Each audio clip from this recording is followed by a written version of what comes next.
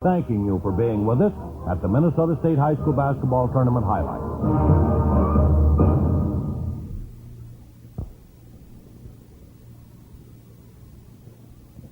Highlights of the Minnesota State High School Basketball Tournament are on the air. Free throw, not good. Rebounded by Edina. Picking it off with McLennan. Lets a long one go. In under, it's picked up by Troland as it was short. Passes ahead. The game is all over.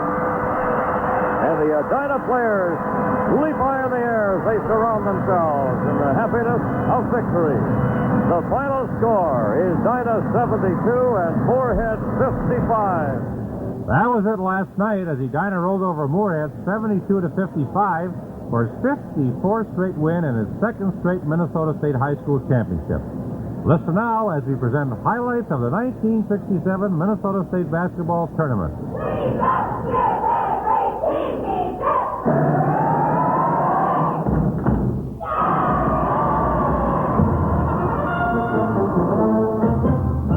Highlights of the state basketball tournament are brought to you by Amchem, the folks who make Amaben for season-long weed control of most of the annual broadleaf weeds and grasses in your soybean crops. This is Maynard Spees inviting you to join us now for tournament highlights with the University of Minnesota basketball coach John Kundla and Sid Hartman of the Minneapolis Tribune. John, what are your impressions of the tournament? It was a fine tournament, Maynard. Edina come into the tournament as the big favorite. There's a powerful team, one of the best balanced team I've ever seen, one of the best defensive ball clubs I've ever seen. Edina had speed, power, rebounding. They had everything, and it was a good ball club, and they showed what kind of a ball club they were. I watched them earlier in the season, and then at the district, they started slow against Robbinsdale, but since the Robbinsdale game, they improved gradually, and no doubt that they were the state champs. They did a wonderful job, and my congratulations to Dwayne Baglian for a great job. Very good, John. Well, let's begin our tournament highlights. Last Thursday night, 8 teams converged on Williams Arena with hopes and ambitions of carrying home the 1967 trophy.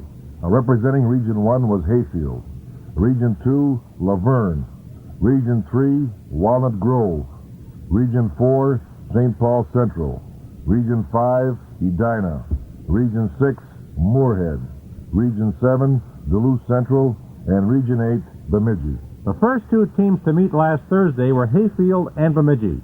Before the game began, we asked Coach Alan Andriotti of Hayfield what he knew about Bemidji. From what I hear, it's a typical Bemidji team. They're rough, they run, they press, and I think we'll have our hands full.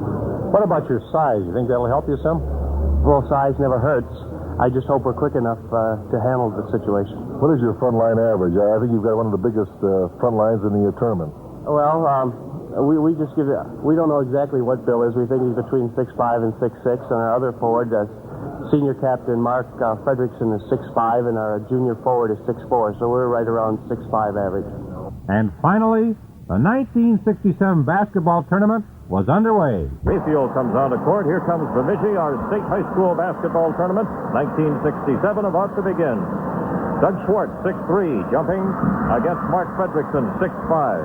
Schwartz for Bemidji. The tap goes to Hayfield. Fritzy got it. Hayfield going to the basket to our right. Weiss gives it over, now goes to the right side to Fritzy. Breaks to the free throw line, into the lane. Jump shot is in. He really rifled that one in.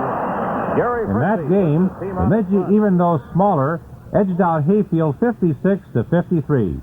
Doug Schwartz of Bemidji proved to be the big man when he broke a 49-49 deadlock with a field goal that put the Lumberjacks on the road to victory with 1:27 left in the game. After the game, we chatted with Bun Forchie, the Bemidji coach, and of course, we mentioned the obvious. Your kids showed a lot of poise, Bun.